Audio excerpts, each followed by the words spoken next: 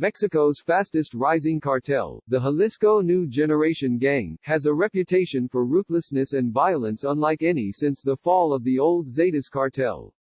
In parts of the country it is fighting medieval-style battles, complete with fortified redoubts, to expand nationwide, from the outskirts of Mexico City, into the tourist resorts around Cancun, and along the northern border.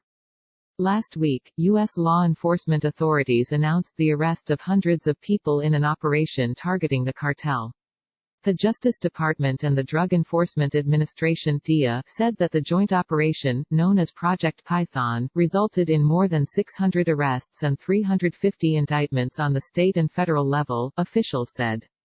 But Jalisco has continued to assert itself with brazen methods. U.S. prosecutors said its operatives tried to buy belt-fed M60 machine guns in the United States, and once brought down a Mexican military helicopter with a rocket-propelled grenade. But Jalisco is also mounting a propaganda campaign, using videos and social media to threaten rivals while promising civilians that it won't prey on them with extortion and kidnappings. It is a promise that cartels in Mexico have long made, and always broken. But Jalisco's onslaught is so powerful that the cartel appears to have convinced some Mexicans, especially those who are tired of local gangs, to accept control by one large, powerful cartel. It seems like the Jalisco New Generation group is taking over everywhere, said a priest in the western city of Apatzingan. It seems like they allow people to work, and they don't prey on civilians, they don't kidnap, they don't steal vehicles, they just go about their drug business. The priest, who is not being identified to prevent reprisals, would rather not have any gang in town.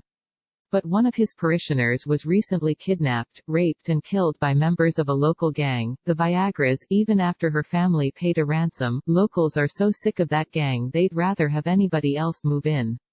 He is not the only one. A restaurant owner in the central state of Guanajuato, where Jalisco is fighting for control with the local Santa Rosa de Lima gang, says he would prefer that Jalisco take over, because of the local gang's chaotic ways. Things are quieter when Jalisco is around, said the restaurant owner, who also asked his name not be used. A woman who has lived for years under Jalisco cartel rule in a small town says she seeks out local Jalisco enforcers to solve common crime problems. If you have a problem, you go to them. They solve it quickly, she said. It is all a lie, albeit one that the cartel likes to repeat. Beautiful people, continue your routine, the cartel said in a banner hung from an overpass in 2019 to reassure residents of Apatzingan, Michoacán, that the cartel was moving in to kick out the Viagras. Beneath and around the banner a total of 19 corpses hung from ropes, lay piled on the roadway or were scattered, hacked to pieces. Sofia Hoot, the head security official in the central state of Guanajuato, has been on the receiving end of what she calls a propaganda war between Jalisco and the Santa Rosa gang. What is striking is the propaganda campaign in all media. What we are seeing today, we haven't seen since Mexico's 2006 to 2012 drug war, she said, referring to decapitation videos, threats, and social media messages warning people to stay indoors. This propaganda doesn't just seek to intimidate rivals, but the whole population, as well, she said. I would even say there may be political goals behind this type of messages. To those lured by the promises of the cartel, Hoot said, we cannot leave the public in doubt about the criminals, these false promises of protection and these false promises of well-being. This always ends badly. Indeed, the reality of life under the Jalisco cartel is terrifying. The cartel has made the city of Guadalajara and surrounding suburbs into a giant clandestine grave site. Hundreds of bodies have been found in the last year, dumped in drainage canals, buried in fields and the patios and yards of homes. Bodies have been found dissolved in acid or lye. Bodies have been found in plastic bags. So many bodies have been found in Guadalajara that authorities ran out of space at the morgue and took to moving rotting bodies around in refrigerated trucks until neighbors complained about the smell. Experts say the killings skyrocketed after the cartel lost control of its local organization in Guadalajara, and has been battling that splinter group. Jalisco is accustomed to attacking law enforcement directly. The cartel is blamed for two of the worst attacks in recent memory. In October, cartel gunmen ambushed and killed 14 state police officers in Michoacán, and there are indications they executed some with gunshots to the head. In 2015, cartel gunmen trying to protect their leader shot down a Mexican military helicopter with an RPG. Jalisco likes quasi-military tactics, and their hitmen favor military camouflage. In southern Guerrero State, they welded thick armor plating to a truck to make a homemade tank. In many states, they parade around in convoys of dozens of pickup trucks openly marked with the letters CJNG. Jalisco really only understands force, a tactic that Mexico's government has sidelined. On Friday, the Foreign Relations Department wrote that the administration of President Andrés Manuel López Obrador is committed to eliminating inequality and violence by ending the war on drugs. The use of force is no longer the first option. Indeed, López Obrador said his administration no longer seeks to detain drug lords. Meanwhile, many of Jalisco's frontline battlegrounds look almost medieval. On the border between Jalisco and Michoacán states, there is a town called Tepalcatepec, a stronghold of the Viagras that Jalisco has recently tried to take over.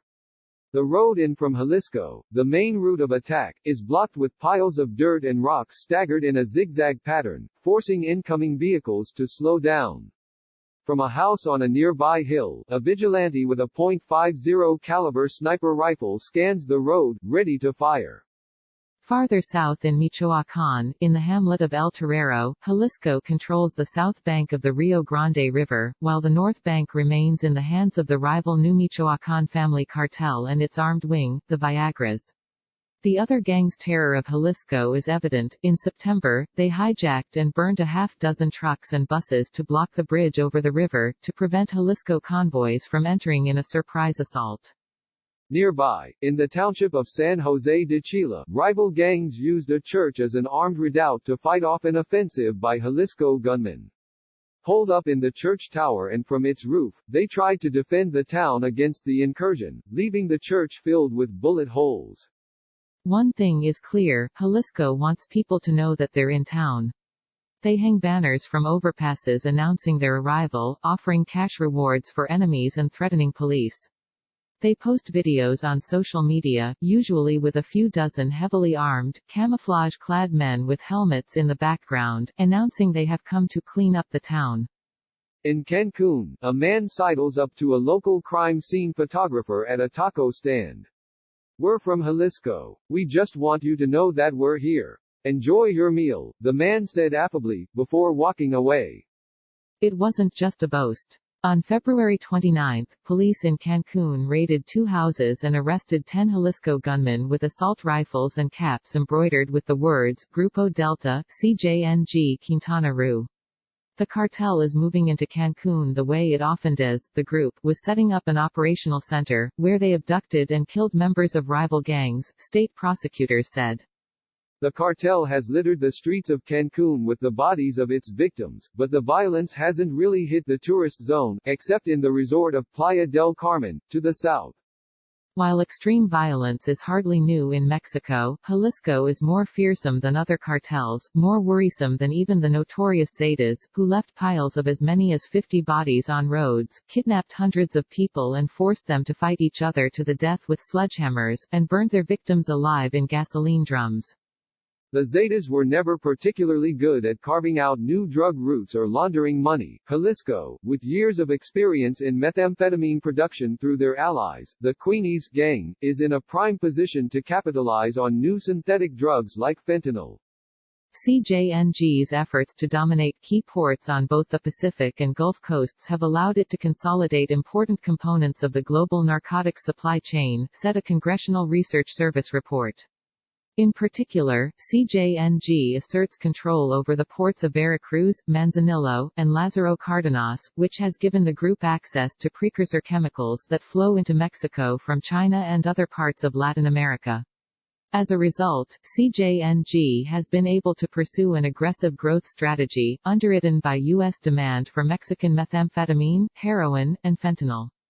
And the cartel, like its main rival, Sinaloa, has been able to branch out into new regions of the world, turning to India when China cracks down on fentanyl shipments, and establishing connections with Chinese and other Asian gangs to launder drug proceeds that help wealthy Chinese get around their government's currency flow limits and move their wealth abroad. And under the steely command of Nemesio Oseguera, El Mencho, who is now the U.S. Drug Enforcement Administration's most wanted fugitive, with a $10 million price on his head, the Jalisco cartel has a more unified leadership than Sinaloa, whose command structure was fractured after the arrest, extradition and conviction of Joaquin El Chapo Guzman. 2 of El Mencho's children are currently in custody in the U.S. on related drug trafficking charges.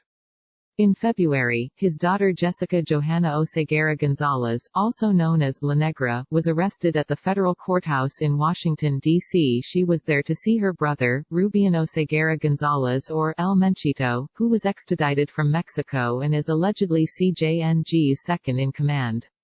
A U.S. official told CBS News that she entered the U.S. legally, and Border Patrol agents were apparently unaware she was under indictment. Now, experts say, much of the violence in Tijuana, Ciudad Juarez and Tamaulipas state is fueled by offensives by the Jalisco cartel, often in alliance with local gangs, to take control of key drug routes. They have an almost nationwide presence, said Mexican security analyst Alejandro Hope. It seems to me they have a more centralized decision-making structure than other criminal groups. The one who calls the shots is Mencho. Given that Jalisco has moved into hotels and restaurants, shopping centers, real estate companies, agricultural companies, and a music promotion business, Hope said, it appears they are more sophisticated than other gangs at laundering money. Claire Himes contributed to this report.